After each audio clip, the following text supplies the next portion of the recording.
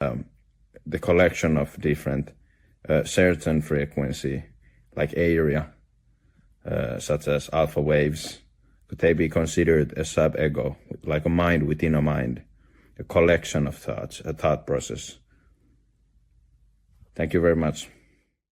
Yes, to all of it, if you wish to look at it that way, and if those definitions help bring you clarity. The vibration and the different states of being in the brain are the result not just of the idea of thoughts, but of the idea of belief systems, because it is belief systems that actually generates the physical personality, which then has the thoughts that go with those particular frequencies. But I know that sometimes on your planet, people interchangeably use the idea of thoughts and beliefs. But it is really fundamentally what you really believe to be true that generates the frequency state that you're in. And sometimes what you know to be true, which is beyond belief, which generates those frequencies, which then generates the thoughts that are germane and relevant for those particular frequency states.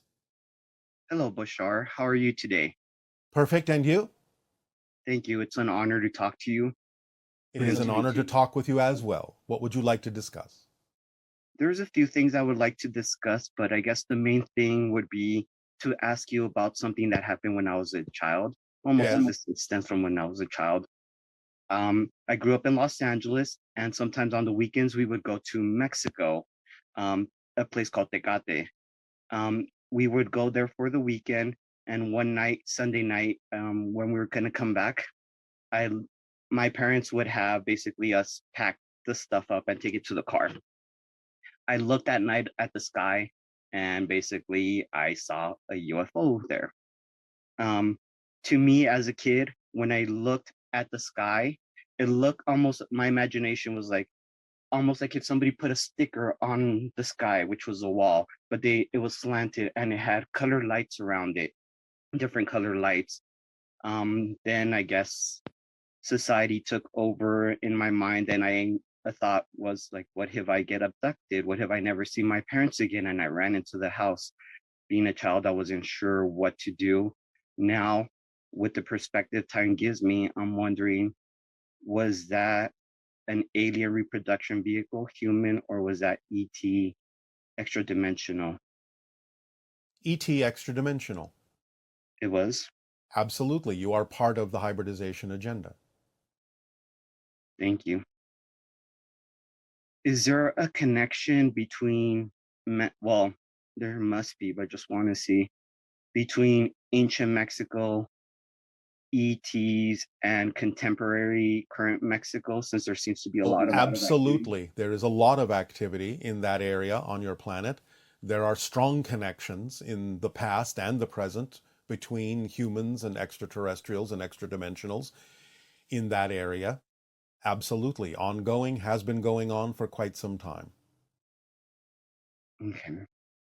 And this has something to do with me being a kid and witnessing that then? Well, you're part of it as well. You agreed to be part of it. You agreed to be immersed in that energy. You agreed to participate in the idea of contact and hybridization and so on and so forth. All the things that are part of the evolution of humanity on the earth. And that's why since a kid, I've been very strongly basically attracted to that. Basically that seeing the UFO. And another thing would be ancient Mexico. You spoke about, or you mentioned Gukumat, Getacoat in some of your transmissions, Yes. tied to the crystal skulls. Yes. But there's so much information out there that sometimes I don't know. I mean, what is what? The information you require will come to you automatically and synchronistically that's relevant for you. Whatever is not relevant doesn't need to come. You will receive the information that's relevant for you to help you move forward. It just happens automatically when you follow the formula. That's why we share it with all of you. It makes it easy. Yes, definitely. And well, I first want to throw in there to thank you so much for the information you put out, the vibration you give out, just for being yourself and giving that example, being that reflection. We can be nothing else, but we thank you. Thank you. I had a question about basically a couple of scholars that I've read about. They both are tied into work in Mexico. Very controversial, both of them, but the stuff that they talk about has a lot of parallels to pretty much things that you do. Um, so one of them is Carlos Castaneda. I was wondering if you could give me your perspective on that whole part of basically ancient sorcerers, seers, the whole thing about the tonal Yes. and the nahual. It is a Almost like, journey of shamanism, an experience of the idea of your connection not only to nature, but as nature, an expression of nature, and a connection to the earth and the earth consciousness. So it's a journey of shamanism that functions as a representation, as a symbol, as a sample of the journeys that many of you can take if you are willing to connect to nature spirits. we're going to connect to nature spirits. Would water, bodies of water, rivers, lakes, oceans, is that a strong connection with with nature that I think that you I know the can answer to follow? that. I think you know the answer to that. Thank you. Lastly, um, well, the going back to the Carlos Castaneda thing, he was a scholar that studied in Mexico. He referenced somebody else who was also a scholar who also studied in Mexico. Somebody who, like him, is no longer here. We don't know don't really know what happened according to different stories. But this person, his name is Jacobo Greenberg Seilerbaum, and he ended up working with a medium, an open channel, who would channel in the spirit of Cuauhtemoc, the last Aztec emperor. He would do psychic surgeries through the body of Pachita, which was a famous shaman back in the 60s, 70s, around that time. In um, one of the paragraphs in the book that Jacobo wrote, it was Cuauhtemoc's birthday, and they made pretty much like a festival for him in the place where he would do psychic surgeries on people. I guess the procedure was kind of opening up to questions to the people who were there, and then they would proceed to operate using a blunt knife, and they would take out hearts or take out organs and put them Is back there a in. question here? Yes, there is.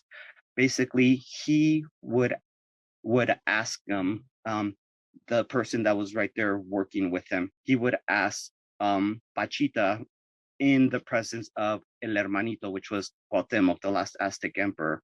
And he told him that he was reading about his life.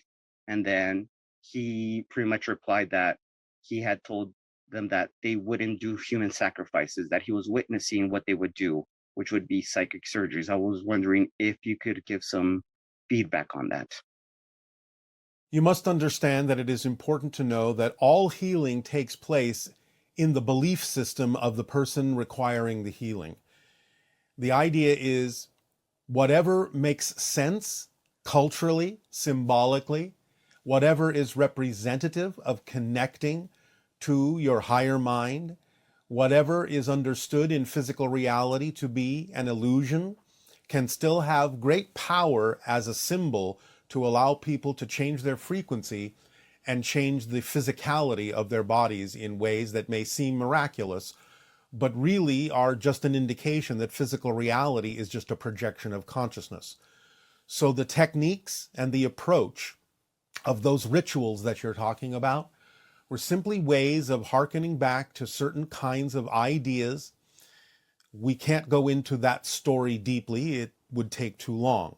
But the idea of doing the psychic surgery as a representation of the so-called past sacrifices that were done as a misunderstanding of a connection to extraterrestrial beings can be used as a symbol of the idea that physical reality is changeable, malleable, and it requires the belief system of the person to open themselves up, to allow themselves to change themselves with the permission that comes from relating to the cultural ritual that is undertaken by the shaman or the healer. Does that make sense? Do you understand what we have said? to a certain point, but I was wondering if you could just clarify it a little bit more. All healing is done by the person who requires the healing.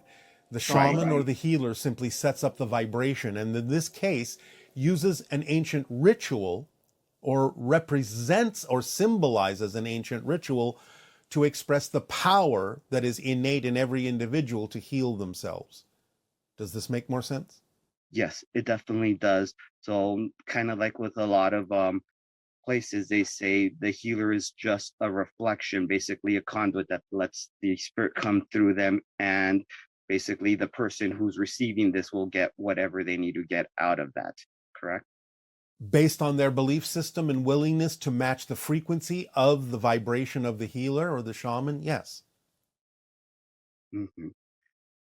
In that particular case as well, this other, I guess he was a seer, Don Juan Matus, he explained that the person's technique as well was to remove doubt from the minds of everybody who was present there, because there was quite a bit of people witnessing these operations. And he described it as basically the spirit taking over and moving people's assemblage point. It was some kind of energetic configuration that they would see. Yes, we understand. Again, people attracted to that idea are willing to let go of certain limiting belief systems, moving their so-called connection or assemblage or agreement point to the point where they understand that more is possible in physical reality, because physical reality is nothing more than a projection of their consciousness. So it's a ritual that allowed for a collective agreement to shift to a new understanding, making other things possible in their physical experience. So is this what happened when they say that under the guidance of some ancient seers, entire cities in what today is Mexico and Central America pretty much moved their consciousness over to a different world? Yes, shifting to another reality en masse. You're shifting all the time. You're shifting billions of times a second. But when a collective agreement goes along and harmonizes in their frequency to shift together as one culture, as one collective, then yes, they can shift themselves strongly to another reality where they may seem to completely, utterly disappear from the reality they used to be in. And they enter into a separate, totally separate reality, another realm. Another time stream, yes. And is that what we're doing right now with this time of change? To some degree, yes, you are. Splitting prism that you were mentioning Yes, to me? yes, yes, it's all connected. It seems like that. You will wind up on a different Earth and eventually no longer experience those that are not of the compatible vibration of the reality that you have shifted to. And like you mentioned, we do this billions of times already, but it looks like the collective guides us to a certain place. Your choices guide you to a certain place based on the frequency that your choice results in. There will be those that will join you in a similar kind of reality, but there will be those that won't. And to connect with our star brothers and sisters in a way that serves ourselves, uplifts ourselves, and serves humanity.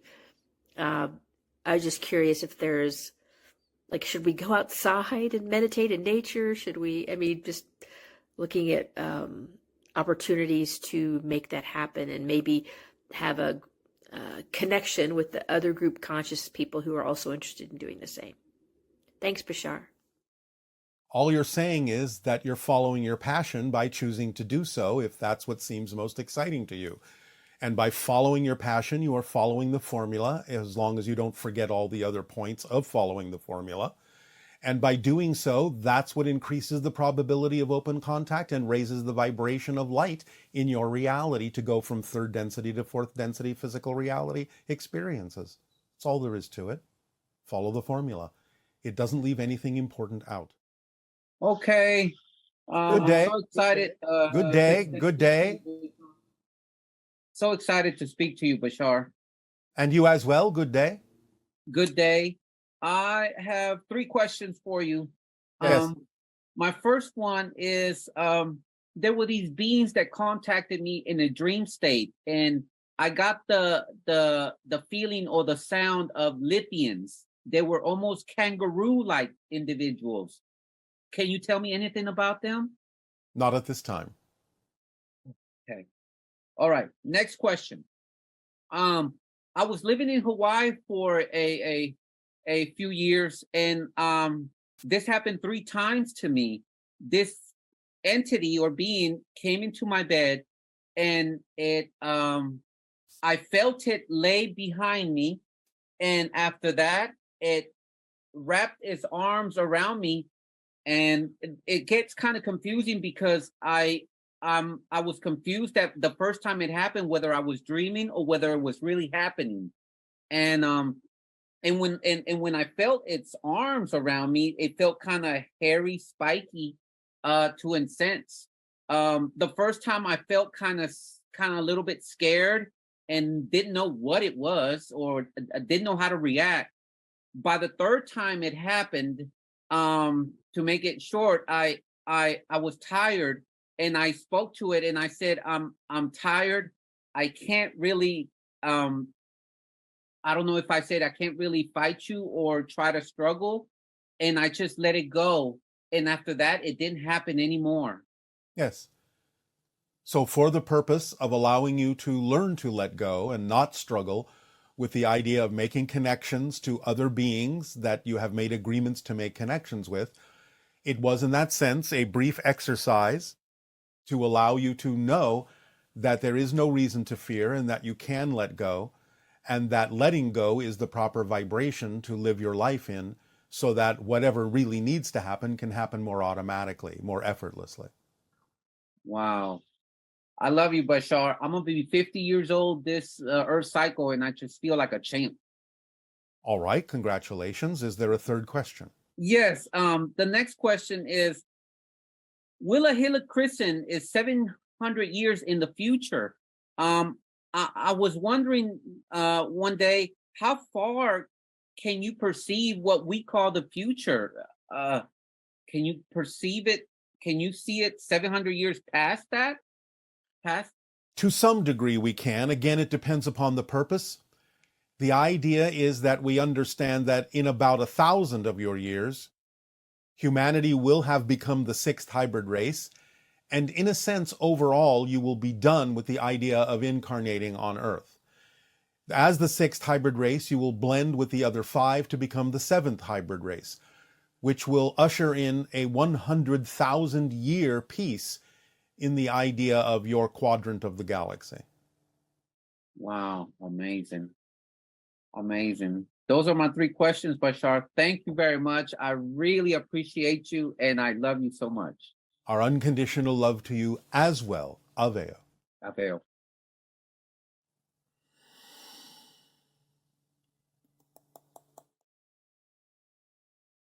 Greetings, Bashar. My name is Georgette Correa from Atlanta, Georgia. I had an experience in which I astral traveled, and I was with a being of light who she and I, say she, no gender, but she and I were levitated, and we were telepathically communicating. And I remembered only one line: "You'll know everything you need to know when you need to know it."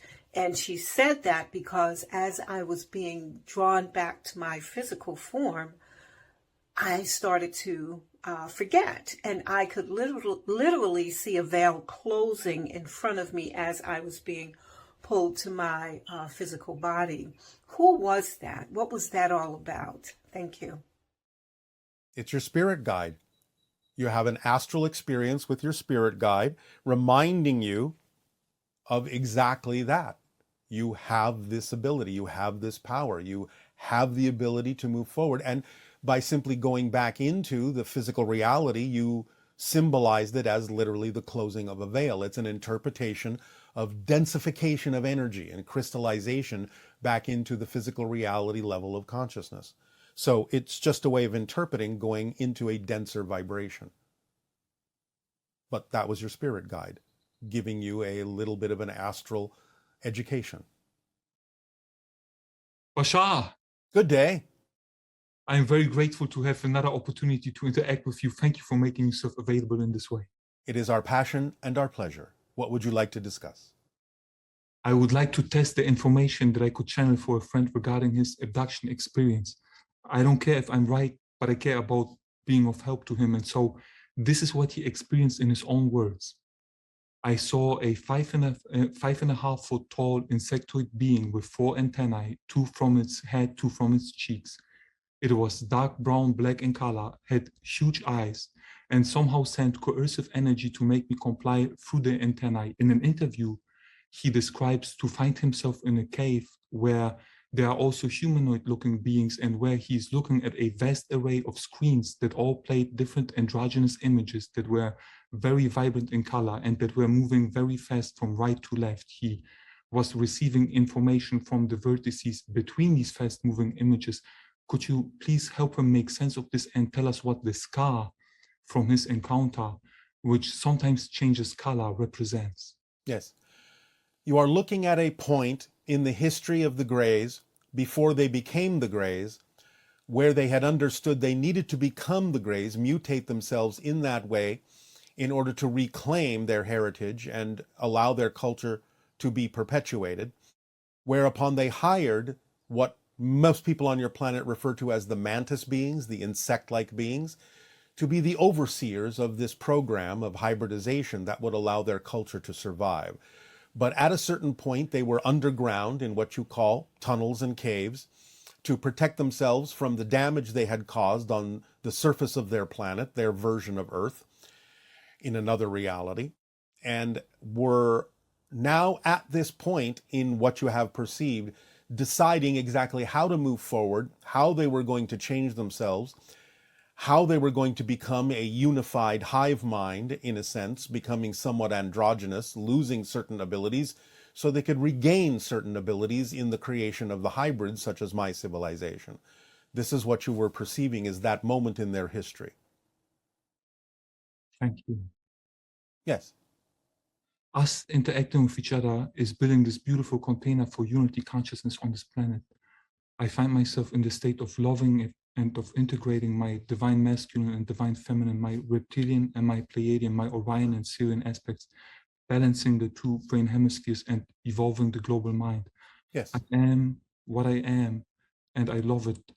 I don't do time wars. Life is too precious not to live in alignment with creation. And my question and request is there anything that the Interstellar Federation would maybe please like to share with the Move On Symposium this year, which is titled Aliens, Friend or Foe? What you are always interacting with are friends. There are no foes around you, none that can reach you. The idea to understand is that there is a high probability, above 90%, of a major contact event happening somewhere around your year of 2026 and 2027. That will change everything and the way you look at life and the way you connect to the stars. So be prepared for the idea of an upliftment of vibration, a recognition of awareness and awakening to the idea that you are part of a galactic family, which is imminent, not too far away. Thank you very much, Bashar. Thank you. It is our passion and our pleasure. Aveo. Aveo. 7, and we need to raise our vibration in order to connect with the ETs. Does this mean that by 2026 we will have raised our vibration high enough to physically connect with ETs? Is our raising our vibration to a certain level the threshold that will catapult us into this major contact event that you're describing? While raising your vibration is essential, the event that we are describing in your 2026, 2027 is not the kind of contact event that you may think it is. It will be the beginning of something, the crossing into another era, another level, but it will be for reasons that will not necessarily involve immediate physical contact. Raising your vibration is important to help accelerate into the time when physical contact will be available to you. But the incidents that lead up to this major contact event, while they will be helped by raising your vibration, will not necessarily be for the reasons that you think. We cannot go into too much detail at this time about exactly what causes this event. Regarding the major contact event foreseen at the time we were just describing, dear Bashar, we would like the ET civilizations involved in this future event to know that we are willing to help at any point during its preparation, if appropriate. We don't wish to be passive, but would be honored to begin joyful interplanetary cooperation in the spirit of beautiful relationships as we journey through the universe together. Well, all right, but again, follow your passion, follow the formula, raise your vibration. The major contact event will not necessarily be an immediate opportunity for what it is you are talking about, but it will lead to such if you continue along the path of your true self. And the reactions and responses to the major contact event will be observed by many and will determine exactly the schedule, so to speak, the agenda, so to speak, for how open contact may proceed from that point forward. You've described how direct physical encounters with extraterrestrial beings like yourself and others of higher vibration can cause psychic shock if the person meeting them hasn't raised their vibration enough. As some humans raise their vibration by following their passion, can something similar happen between those humans of higher vibration and other humans whose vibration is not as high? Or would that manifest directly due to the flavor of vibrations here on Earth? Yes, it will be somewhat different, although you may experience the difference more in the direction of people not necessarily associating with each other anymore if they are in fear of examining themselves, in fear of being aware of the different negative or fear-based belief systems within themselves. It is possible that humans of higher vibration may coax those fear-based beliefs closer to the surface, but because you are all on Earth, everyone still has the idea of a choice to avoid or ignore those that they may be afraid to face because it reminds them of things that they may not want to look at within themselves. So while it is possible that the higher vibration may coax people to look at themselves on Earth, it is a little bit different in that they have the choice to move away, walk away, ignore that vibration. So it will not be identical to the effect that would happen if you were, for example, to meet one of us. Okay, thank you. Just as you and a number of Earth futurists have expressed the need for us to realize that we are part of nature rather than separate from it, I'm curious about what events would lead to that awakening and a transition to an Earth where that is the case. Does open contact, for example, contribute to that, and how? Of course, open contact would contribute to your understanding of your expression as nature because it is built into the vibration of many extraterrestrial species to understand themselves that way as well. So that vibration is part of the formula of the frequency you would experience from all of us because we understand ourselves as expressions of nature. Therefore, it comes with the package, so to speak, that you would begin to face things within yourself that would put you in touch with your expression as nature as well. Okay. And how will universities in particular change after first contact? Well, obviously, there will be more discussion, more exploration of the idea that you are not alone in the universe. There will be courses that will begin to teach you about the different extraterrestrial species that would be appropriate for you to experience. There will be deeper understandings of certain ideas in the past that will come into the present again, because certain knowledge has been, shall we say, lost over time that will be reclaimed, regained, and re-explored. There will be many different kinds of investigations into your own nature as well as the nature of the extraterrestrials that you will be experiencing in open contact. Plus, you may allow different techniques of teaching to occur in your universities and other levels of schooling that will be more reflective of interactive experiences based on the way that extraterrestrials may explain to you, as we have explained to you from time to time, how it is we learn things, how it is we teach things, more by interactive experience than the idea of rote memorization. So your techniques of teaching may also change based on what you are willing to adapt to and adopt into your schools based on what you learn from us. Sounds really exciting. Yes. What will open contact mean for the great apes on planet Earth?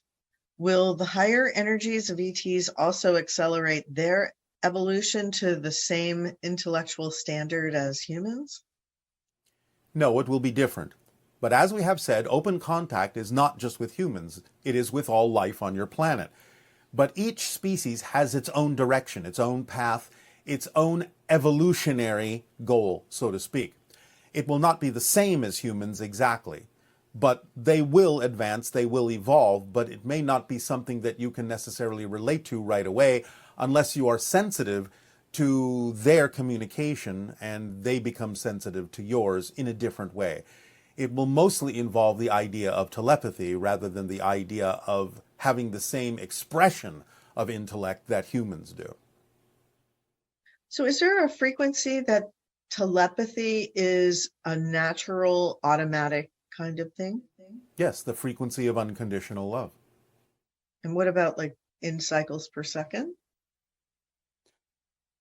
Well, the idea, again, is that when you operate above 200,000 cycles per second, then it becomes more natural to experience the idea of telepathic communication. And that experience of telepathic communication can be experienced as like hearing the person's voice talking to you in your head? It can be, but true telepathy is more of a simple receiving of an entire block of information in the form of suddenly simply knowing what the other person is intending. It may come as images, it may come as voices, but it is more likely simply to come as a knowing. You just suddenly know it. There's no mistaking it. It cannot be mistaken for imagination. It is simply that the knowledge is suddenly within you as if it has always been there. So is there such a thing as like a telepathic conversation with another person that's in another room because your frequency is so high?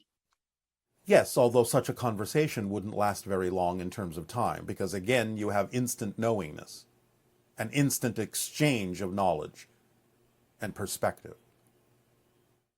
Okay, thank you. Yes. Do ETs ever reveal themselves to people flying in airplanes? Yes, sometimes. You have many what you call UFO reports of people in airplanes saying that they saw craft outside the airplane windows. Should we high five them? If you wish. They may high five you back if they have 5 fingers. Okay. You mentioned there will be a new Earth satellite, which represents male energy when male energy is more balanced in the future. Can you tell us more about that? All we can say at this time is that it will be something akin to a captured asteroid that will fall into a regular orbit around your planet and in a sense become a much smaller secondary moon. Do you have any timeline on that? No. Our CPUs are currently upwards of 100 billion transistors on them. Are there transitions for Asasani CPUs in your time? Transitions? Transistors. Oh, we do not use transistors.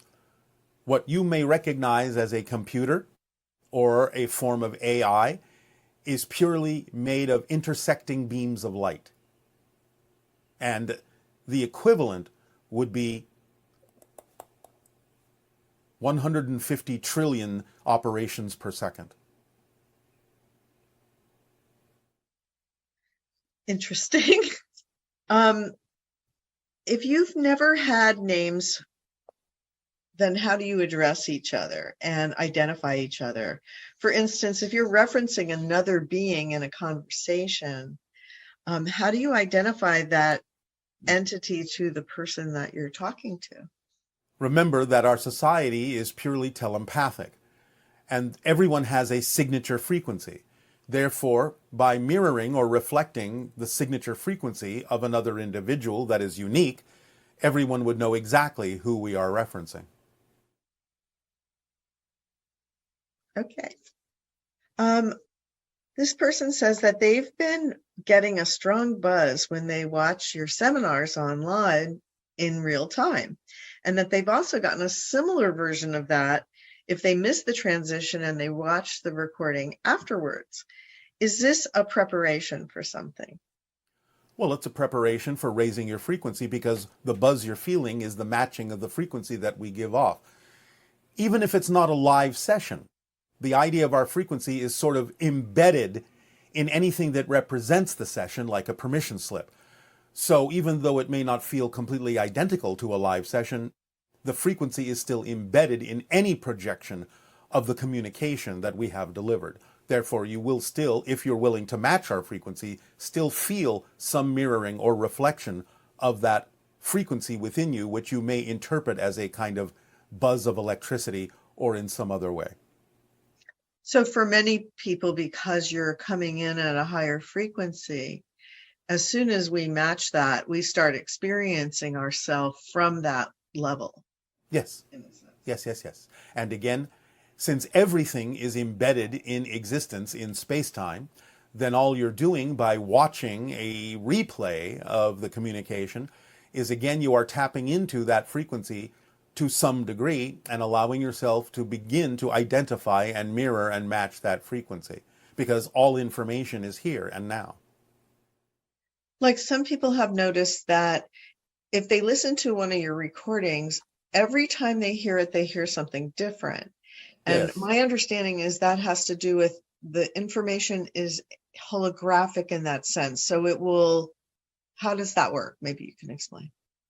Well, you have said it yourself. It's holographic, which means you can have many different kinds of layers of information, but being a holographic structure, you will only perceive what you are the vibration of. So listening to it one time or perceiving it the first time, you may be of a certain frequency that only receives a certain amount of the information that is embedded in the transmission.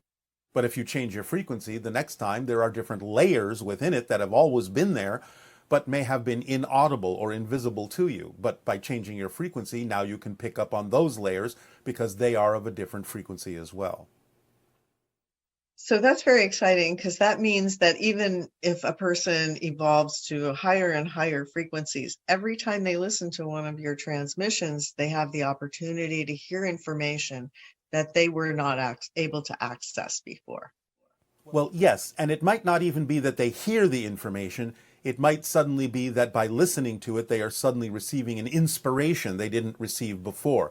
Again, it may come telepathically. It may simply present itself automatically and instantly in their mind as a fully fleshed out idea or concept or inspiration that they didn't have the first time. It may come that way. It's not necessarily something that would be delivered to them auditorily. So that means even after all of us are long gone, listening to one of these transmissions will provide that opportunity to whoever is listening.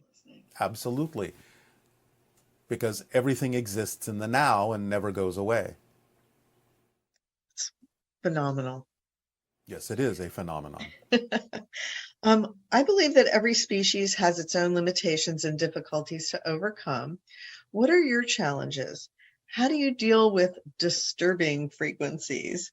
And what does a training day or school for your folks look like? Well, in dealing with different civilizations, which is what I do all the time since I'm a first contact specialist, it's about understanding and investigating and deeply identifying with the civilization. This is why we often experience the idea of having an incarnation or a life in the civilization, so that there is a deeper understanding. And that's part of our training, is to actually live among you as one of you until we have enough knowledge that we can then deliver this information in a way that makes sense to you. But on our own world, as I was trained to be a first contact specialist, the mentor of what you may call the training, in this case being my father for my class, creates a telepathic reality that actually appears to be completely and utterly real. And we go through different exercises and different contact scenarios in that telepathically projected reality, again, as if it is completely and utterly real, like we are truly interacting with that civilization. But it's a simulation. It's just that a mentor has the training to project a telepathic reality that contains the ability to make us believe that it is actually happening and not just a training exercise. That way we get the full experience of it, and any errors come back to us fully in our understanding of what the consequences would be if we actually did make that error in interacting with the actual civilization. So it's ingrained within us very deeply by experiencing it as if it is real. So that kind of sounds like what happens to us on Earth, but we don't see it as a projection of consciousness until we become more aware. In some senses, yes. Because the experience is the most valuable aspect. Is that correct? The experience is the only way anyone actually learns anything. That's amazing. Have you ever killed another physical being, even a plant, in your life? And have you ever brought back to the physical life something after death? No, I have never killed anything, not even a plant, in my reality. The closest analogy or answer to the second question would be, again, in birthing a new member of our society, we do create a vibrational medium, a vibrational bubble in which the spirit can actually form a physical body. If you want to call that bringing someone out of the spirit world, even though it's not, quote unquote, bringing them back from the dead, so to speak, that would be the closest analogy of allowing a body to form that a spirit can use or a soul can use to experience our reality in our quasi-physical nature. That would be similar to birth in your reality. Yes. Yes, but not in a physical body, in terms of the female or any particular being actually giving birth through their body. This is done outside the bodies, in a energy bubble. So is it a joint manifestation between you and a female? It can be. It doesn't always have to be. It can just be done on your own? It can be, or it can be done with any number of members, depending upon what it is the soul wishes to experience as the body that is formed for it to participate in our civilization. It can be done between the same genders. It can be done between multiple genders. It just depends on what the purpose of the soul is and what kind of body needs to be created and what kind of theme they are exploring. So what does it look like when you see this person manifest in the sense that you're describing? There is a kind of clear energy bubble that can be perceived. There will be a burst of light within it, and a small energy structure will form within it and will build very quickly into the cellular structure of a body made out of quasi-physical material. It usually only takes about anywhere from 5 to 30 seconds.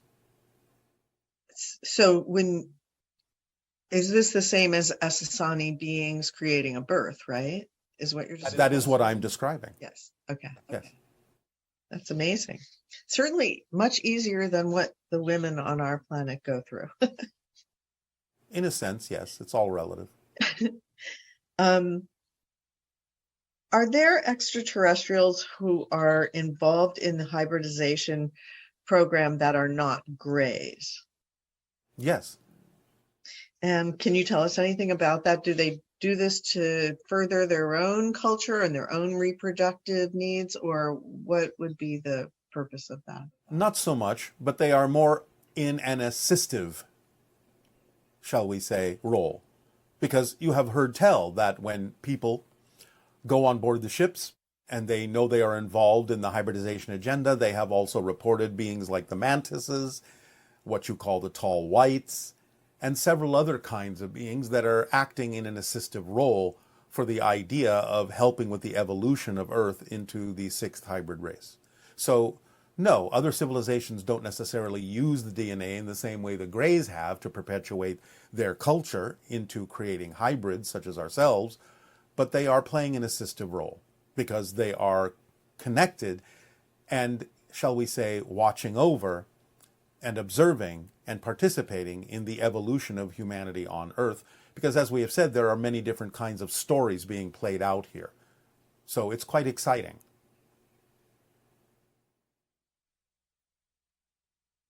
Who exactly issued the original quarantine of Earth? Was it a collective vote or the decision of one individual to gate humans off of interstellar travel for centuries?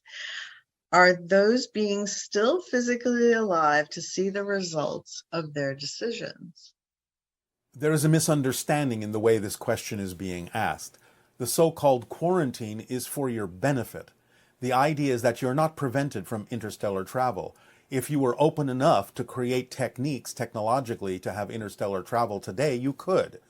It's just that the quarantine is for the purpose of not intervening or interfering in any negative way that would interfere in your process of discovering who you are.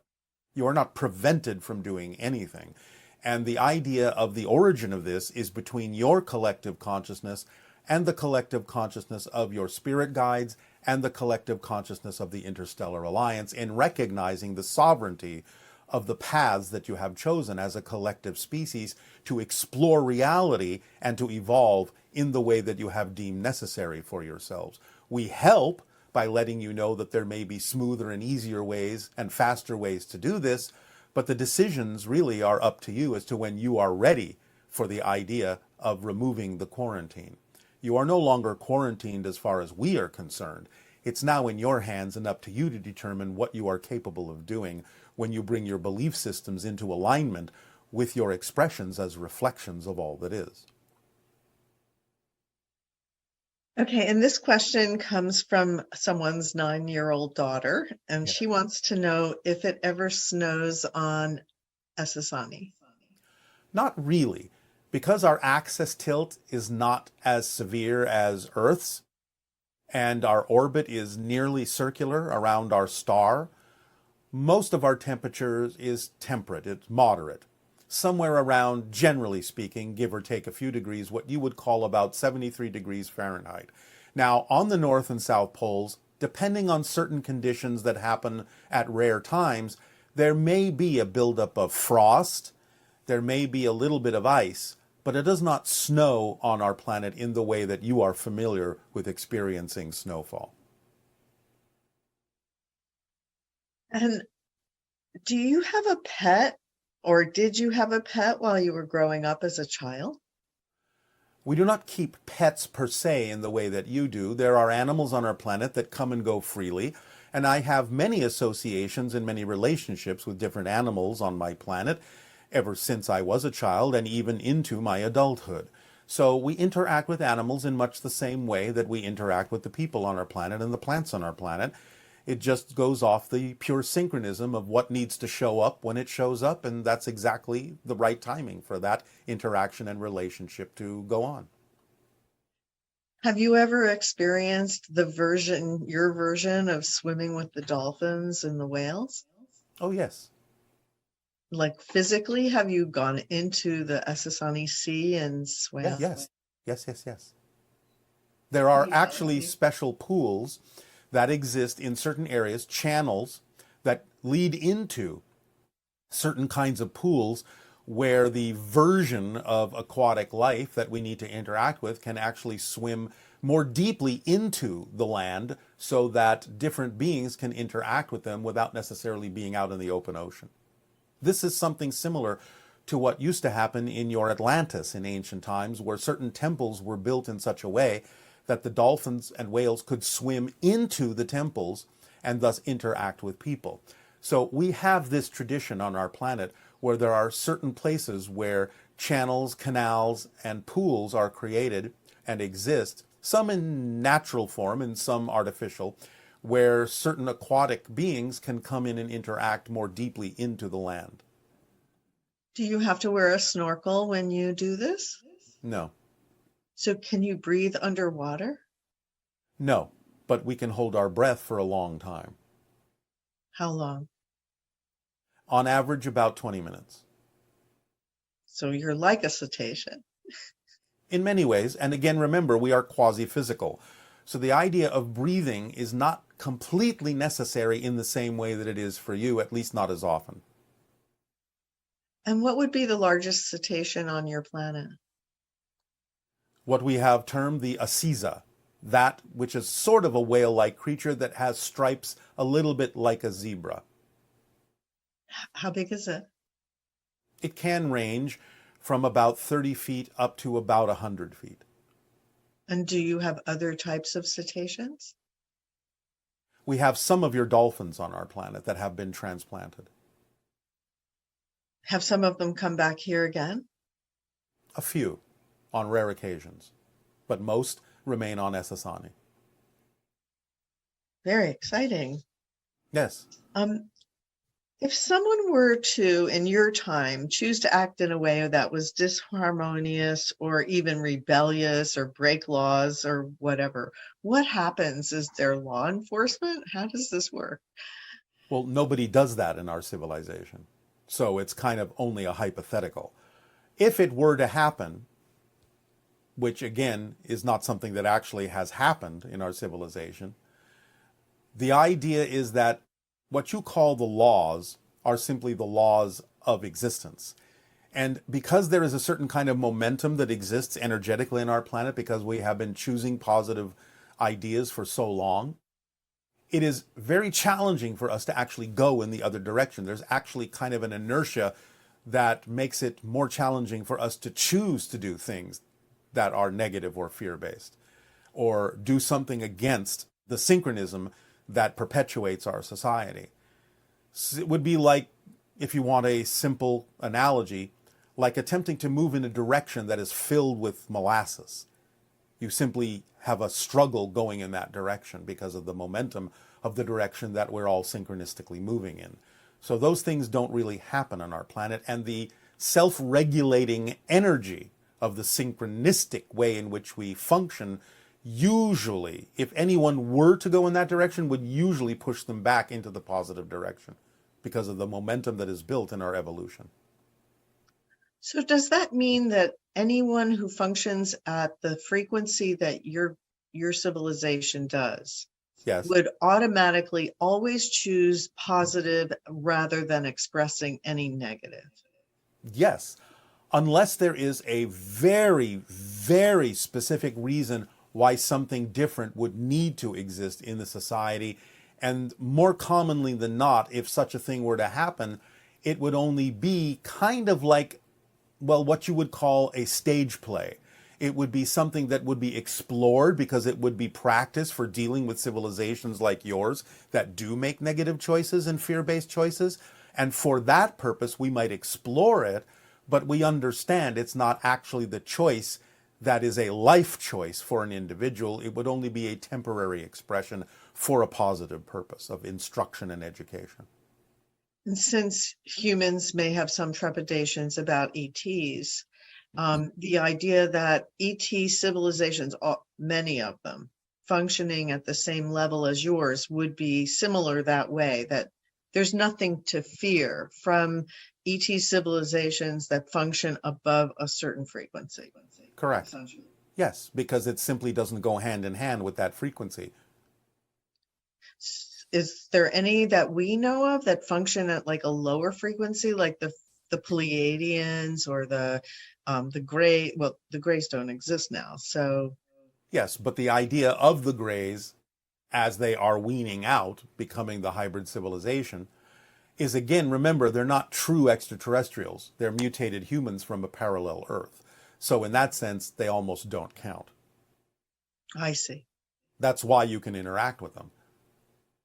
So just to get really specific, like what frequency level do most of these ET civilizations that we're hearing about, like the Pleiadians or others, what High frequency? enough. We're not going to give you numbers. Okay, but they're high enough that we don't have to be concerned about them doing something negative to us. No. There is no civilization you are interacting with other than a random visitation here and there by beings that may be of a slightly lower frequency, but there is nothing you're interacting with on your planet that you actually need to be afraid of. That's wonderful. This one person is writing in that there are more and more films coming out focused on the idea of open contact, such as one Pixar film which came out, it's coming out next year, Elio, similar to Ely. While you explain that means the reflection between us, this film is supposed to be about a boy who gets transported to the other side of the universe to be an Earth ambassador to other societies throughout the universe. Yes. Can you comment on this collective manifestation? Well, as we have said, all of your art usually reflects shifts in your consciousness. So because you are now more open to exploring the idea of open contact, obviously your art is going to reflect that in a variety of ways. It has been doing so for quite some time. You have your Star Trek and things like that have been showing that the collective consciousness of your world is preparing itself to be able to have open contact with extraterrestrial species. So you're bound to see more of this as you get closer to the idea of open contact being a real experience for you on a daily basis. Just wonderful. It is full of wonder. Excuse me? It is full of wonder, yes. Wonderful. It's wonder. I mean, just the idea that our generation is the one that gets to experience this first contact is amazing. Well, all the generations that exist on your planet. And one of the reasons that upcoming film depicts a young child is because the children are a different species. And to them, the idea of contact with extraterrestrials will be part of their daily routine eventually and will not be considered unusual. Well, Earth has come a long way. Let's just say that.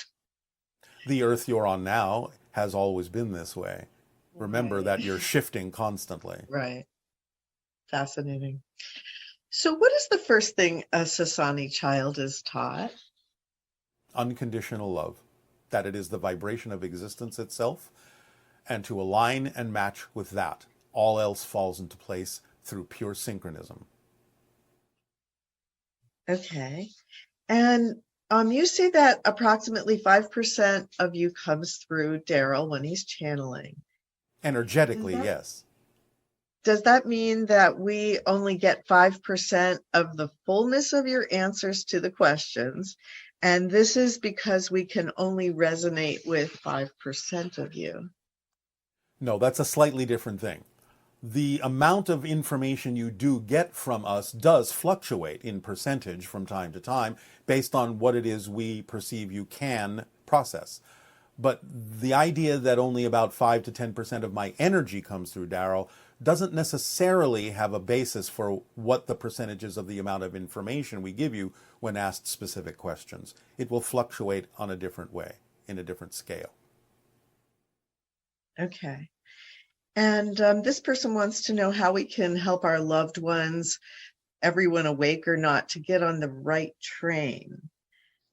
You can only share with them what it is you believe will help them. That's all you can do. Whatever it is they choose to do with that information is none of your business, as we have said many times. So that's the best you can do, is just give them the option, give them the opportunity to examine and explore and think about the idea of other paths they could take, other options they could choose, other choices they can make. That's it. And be a living example of making those choices yourself so they can see in you, living in you, the effect of having made those positive choices. It's the best way to entice them to make those positive choices on their own. But again, you cannot expect or insist that they must, because you don't know what their path is. You don't know what it is they need to explore. So it's none of your business what they choose to do with the information you share. But sharing that information and living as an example of that information is the best you can do. And when you noted that in 2012 there was a big split, and the path that we could take I was wondering if we were all on the same path. This is what this person is saying. And if we are here today on this forum, how does that split relate to this split? As we have said, the splitting prism is still going on. There are many paths, not just 2 or 3. But the idea is that as a general collective group, those that are exploring consciousness, the expansion of consciousness, exploring the idea of the concept of open contact and interacting with us and other beings like us, are in general moving along the same general path, going through the same general versions of Earth to some degree collectively, even though every individual still has their own unique reality.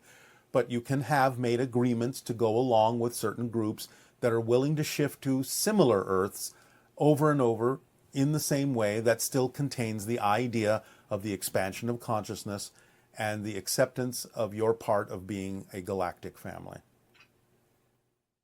And do any of the ET ships have weapons on them? Not any of ours. We do have what you may call shields, energy shells around the ship that can protect us from various phenomenology, but it's not used in that sense as defense per se in the way that you mean it, because again, through pure synchronism, we don't attract a need to defend ourselves. That's just simply not in our reality. So since none of the ETs we are interacting with have negative intention towards us, does that mean that none of them have weapons on their ships? They have things that could be adapted into a form of weaponry to get your attention in a variety of ways, but I wouldn't, again, really call it weaponry. It can simply be that energy can be adapted in the way they use it and the way we use it for various purposes that could act as a demonstration of the power that we have at our disposal and the technology we have at our disposal, but we wouldn't actually ever fashion them into pure weaponry. Okay. Okay, so going in a little different direction now. One person was wondering how many instances where a miscarriage has occurred does the soul of the infant actually enter the body, or does it wait to see if the body is viable? For instance, her mother miscarried before her birth and before her sister's birth. Were those other instances two distinct soul identities, or were they simply she and her sister waiting for viable bodies? In a sense, yes, the second idea. But most souls either do wait until the body is viable, or they may dip in to have a certain experience temporarily and then leave. The idea in general is that most souls don't really fully connect to the idea of a new infant until just before birth. They may dip in and out during that time, but they don't really fully commit, and maybe not even for a few years even after birth. Hence the idea of what you call crib death, with no discernible reason. So the idea is that for the most part, most souls do not really commit or connect to a body until just before birth, in general. Okay, and when you were mentioning that about crib death, they've found that when babies are sleeping with another human being, it helps to regulate their breath, and that can be a preventative for crib death. Is that related to what you're saying there too? I mean, Yes, to some degree, because again, there are agreements that are made that will allow the child to function in the way it needs to function in physical reality, and that may attract an adult to work with the child either through breath or other methodologies to allow the child to really cross the bridge from non-physical into physical reality in a way that it can thrive. So it just depends upon the themes of exploration and the agreements that have been made. Okay. When a person crosses over into spirit, can you clarify if it's the personality that continues to exist for eternity, or is there some specific, like from one specific life, or does that being... Yes, there will always be a part of that continues to exist that is representative of the experience of a specific life. Again, similar in analogy to the idea that there will always be knowledge and experience within you from your childhood, even though you're not a child anymore. It never goes away. It's always there and always can be tapped into. So the idea of having a life experience is something that is then simply part of the soul itself. You can simply say the spirit is the specific representation or symbol or reflection of the life experience, and that becomes part of the soul and is always accessible. So yes, it always remains, even though the soul may be bigger and greater, and the oversoul even bigger and greater than that. You never lose anything, and that particular aspect of the being can always be accessed and tapped into from many different sources, including the physical person who may need to interact with that aspect of the greater soul to recognize the being and recognize the person they knew in life. So it's always there. It just becomes part of something bigger, in the same way that your childhood became part of something more experienced as an adult. And how does that relate to the idea of the independent frames that actually have no motion, and it's the projection of consciousness through them that creates the ongoing time experience with it? Well, yes, but now you're talking simply about a mechanism by which you have a certain kind of physical experience. What is it you're attempting to relate to what we talked about previously? In spirit, when the personality still exists, but it's no longer is it living as a spirit, or is it? Everything exists at once, remember? In that sense, the spirit, the personality, the physical being all exist at the same time and can be accessed by the soul from any number of directions. So the idea is that there are frames on every level except the one. Every level, because as soon as there is any experience of division at all, as soon as there is any experience of an other than yourself, then there are frames by definition. It's just that the experience of time and space in those frames is different from level to level. I don't know who thought this up, but it's pretty amazing. It just is the nature and structure of existence itself in the way that it must function, by definition. Many people have negative experiences when studying, especially in Asia, this individual is saying. Studying sometimes becomes torture, and children are taught to accept that as their fate. Why do people have a belief that we have to study hard and memorize and to grasp knowledge and technology? How do we free people from this unnatural way of studying? And perhaps you could also share some other ways that we can study so that it's not like that. All right, well, we have actually explained this many times, but the reason that it seems ensconced in your society to memorize things comes from long ago when you were hunter-gatherers and you needed to memorize certain kinds of hunting paths, certain kinds of places where there might be danger, where there might be food, where you could be taught to understand how to do things in a certain way and memorize those things for your own safety and for your ability to thrive. And it's simply been handed down through the generations for thousands of years that memorizing things like that would actually be to your benefit. And to some degree it can be.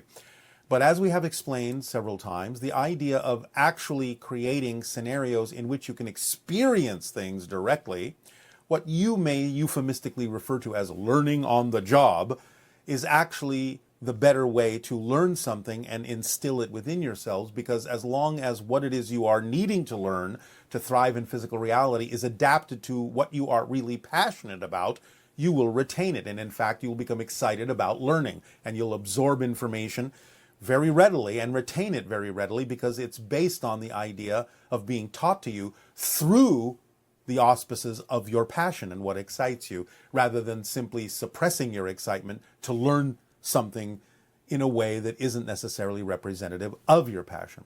So creating simulations, experiences that are interactive and immersive, and teaching you the things that are important in your society that way is what will allow you to have fun doing it and retain it, because you're doing it in the way that you're already excited to learn.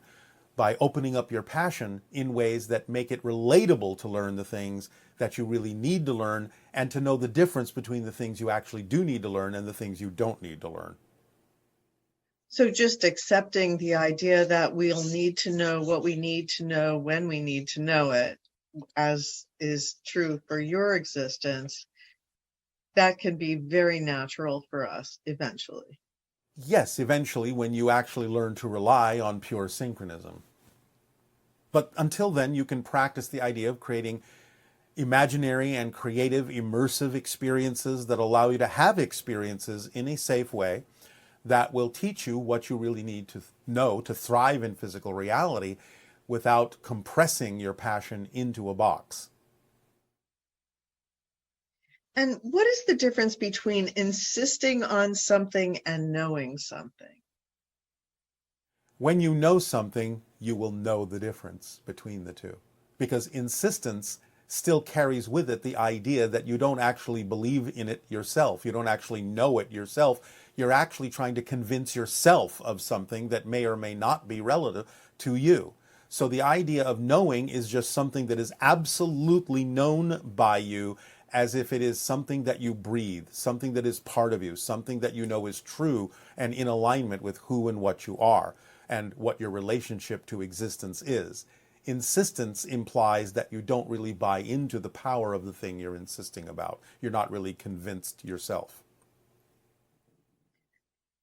What about when a person feels angry at something that is said to them?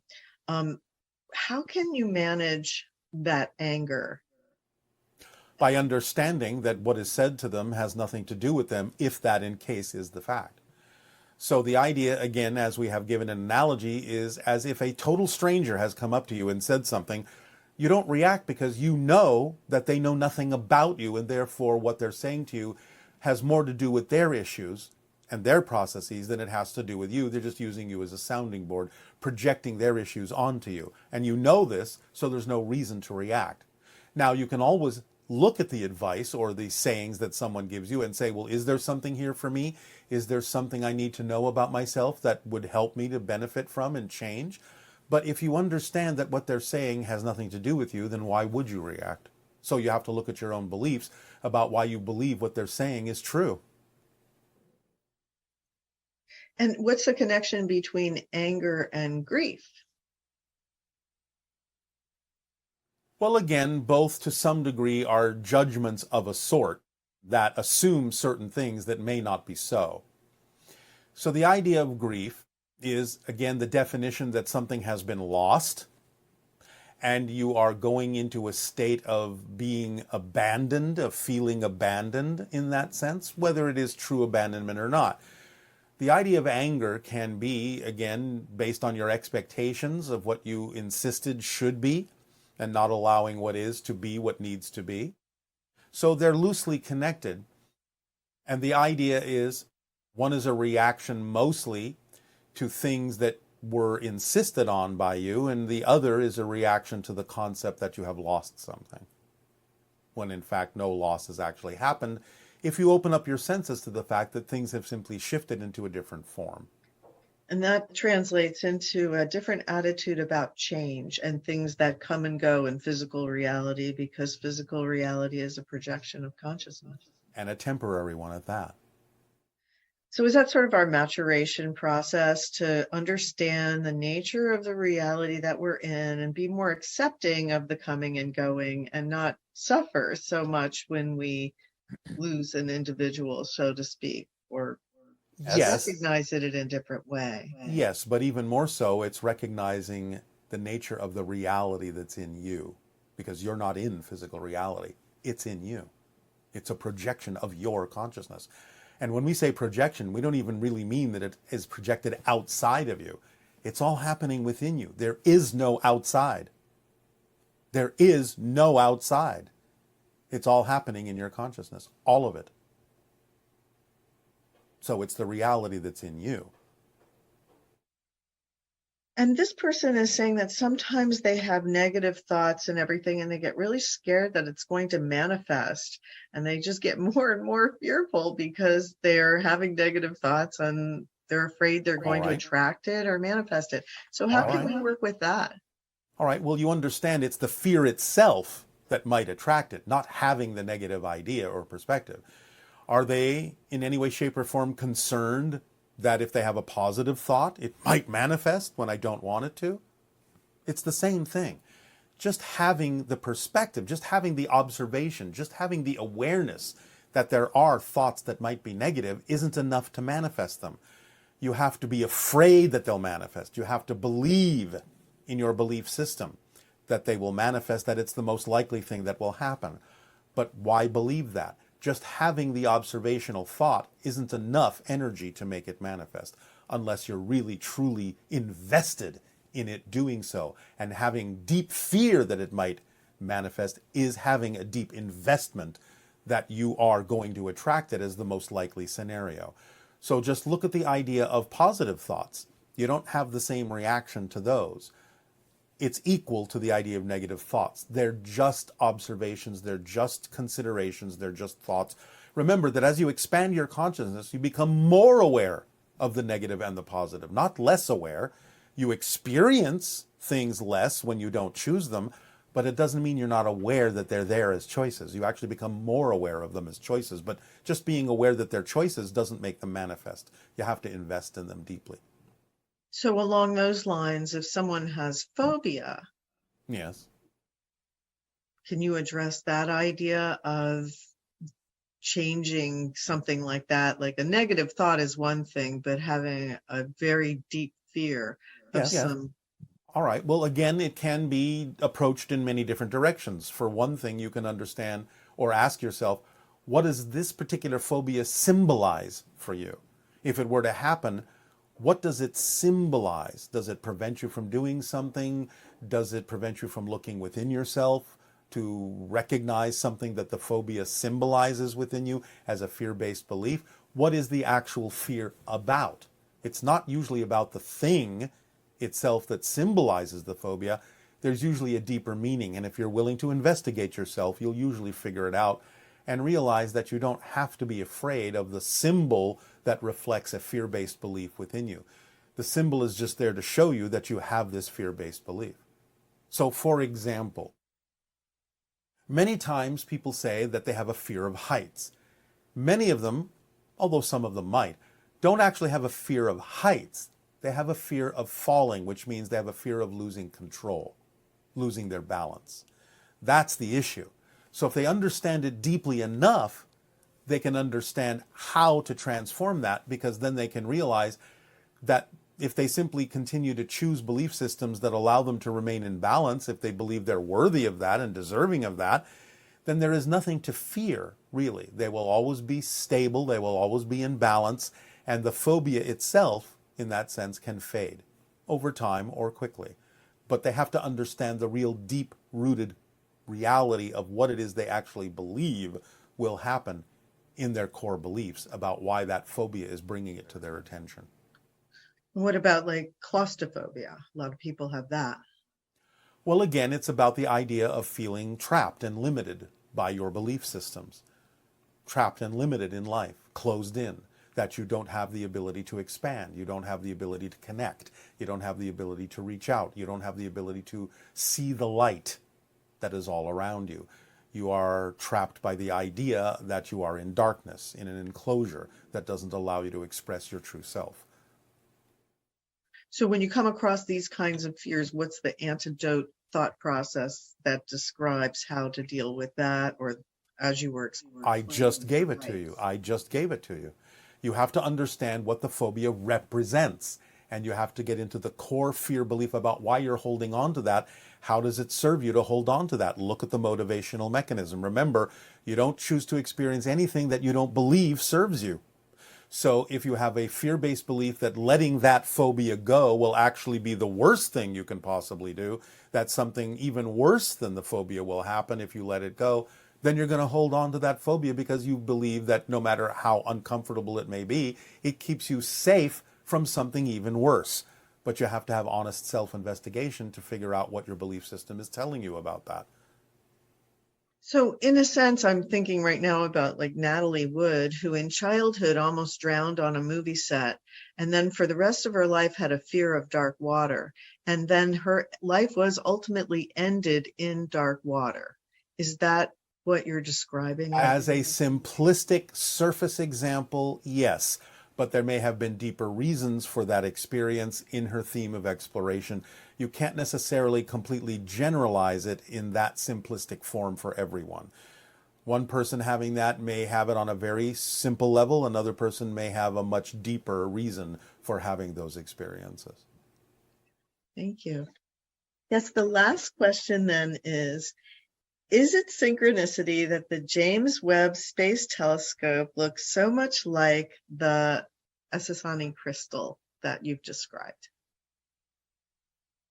We will just leave you with a smile. Okay.